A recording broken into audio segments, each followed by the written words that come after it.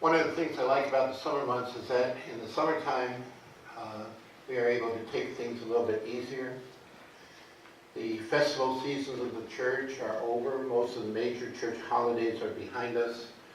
And we have a chance during these summer weeks to focus on the lessons that are provided for us in the Revised Common Lectionary.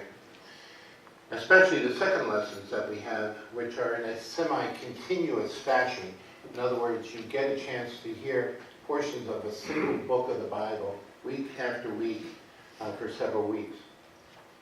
And that's what I'm going to be focusing on during these weeks of summer, 2 Corinthians and Ephesians. They give us a chance to go into more depth in terms of what the scriptures are teaching us and what God is trying to communicate with us in our life today. It gives us a chance to follow an ongoing theme over these weeks. I would encourage you to read those books of the Bible, 2 Corinthians and Ephesians. Read them from start to finish to get a sense of what they're all about. The Apostle Paul, writing to the church in Corinth, the church that he had once been pastor of, church that he started, was very concerned about the conflicts and the dissension and the hard feelings that were being expressed by members towards one another in that church. And some of the behaviors of the people in the church were rather objectionable. And so he wrote 1 Corinthians, and then later on he wrote 2 Corinthians. And in this letter you can see that he has suffered a great deal. And because of his suffering, he wants to get the church back together again. And so he does that by focusing on the most important question. What is the mission of this church? If I were to give a title to this series of messages over the next few weeks, I would give the title, Let It Shine. Because that is what really 2 Corinthians is all about. Letting the light of Christ shine in a world that's filled with darkness. And the question that he's asking today is, what is the mission of this church? What is it? What does it mean to let that light shine in the world? Now, if you were to look at most constitutions and bylaws of churches in the ELCA, you would see that they have pretty much the same statement of mission, and is very well crafted and very powerful. And it's probably something that we should all pay much attention to. And then there are statements of mission that are more localized by councils who go on retreats, for example. And they talk about how is this mission being carried out in our midst, in our congregation? How should we as leaders be engaging in that mission? And even when you have a group of Christians together who don't really have a statement of mission in any formal sense, most Christians, I think, if they've been around long enough, have a pretty good idea of what it is that the church is here for. But sometimes it seems that we forget. And that seems to be the case of the church in Corinth, that the Apostle Paul loves so much. And so in 2 Corinthians, Paul's message is very clear. Let the light of God shine through you. Let it shine, let it shine, let it shine, as the children sang for us a few moments ago. And today, as we think about that particular theme, the point of it is make Christ visible. That's what letting the light shine is all about, making Christ visible for people. And as a congregation, that is the main activity of the church, to make Jesus Christ visible to people in our world and in our community. You know, we gather together for worship week in and week out. We share in fellowship activities together. We teach various kinds of courses. We have classes for children in Sunday school and teen ministry. We have vacation Bible school and summer camps. We have the Bible study groups that meet during the week and the various courses that we offer.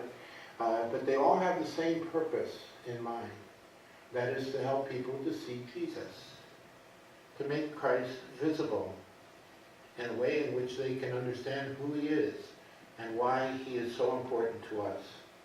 That's the one thing all those activities have in common. They all provide us with the opportunity to see Jesus so that we might make Jesus visible to others. That's not just something we do. That's the main thing we do. That's why we have churches in the first place, so people can gather together and hear a word that comes not from a clay jar like me, but from God, so that they can see light, not just the light that I might create in my own humble way, but the very light of God, the light that is shown in the face of Jesus Christ. Making Jesus visible to everyone is the main thing, the main business we have as a church. It's the very heart of everything we do. In Sunday school, in teen ministry, in our vacation Bible school, and all of these activities that we have, we depend an awful lot upon people who work very hard as volunteers, week in, week out, week in, week out, in order to reach out and share good news with children and with teenagers. And why do we do that? We do that because we love Jesus. And we want them to know Jesus and to love him as we do. That's what it's all about. That's why it's so important. We want people to see Jesus and to hear his voice speaking to them so that they might be able to experience the light of the gospel. Because after all, it was out of love for the whole world that God decided to make himself visible in Jesus in the first place. When God came into our midst in Jesus, he took on flesh and blood to dwell among us so that we could see him and hear him. So we could have a Lord that shares our lives, someone who suffers alongside of us, someone who understands our concerns and needs, someone who ultimately died for us, that we might be set free from sin, and so that we might live in fellowship with him as the risen Lord and risen Christ. When we are burdened by sin, when we are struck down by evildoers or evil circumstances, when we find our lives suffering in one way or another, afflicted in body and spirit, when we are depressed or upset with ourselves or with others, it is the light of Christ coming into our lives that enables us to see things from a fresh and new perspective and to see life as worth living. It makes it possible for us to experience life again and again and again.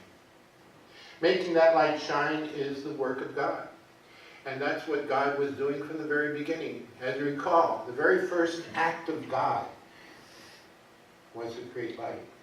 The very first word from God was, "Let there be light." That's what God is all about. Bringing light into the darkness of this world, lifting up people's minds and hearts and spirits so that we might see one another and see him and see the wonder of God's creation and value it and treasure it and share it with other people. We are not the light, but through our words and our actions, God's light is able to flow through us. We need to be more like windows rather than doors. Windows through which the light of Christ can go forward into the world, enlightening the lives of others. That's what we're about. That's why we're here. Make Jesus known. Through your life, through your witness, bring peace. Renew hearts. Restore hope. That's what we're here for. Let the light so shine.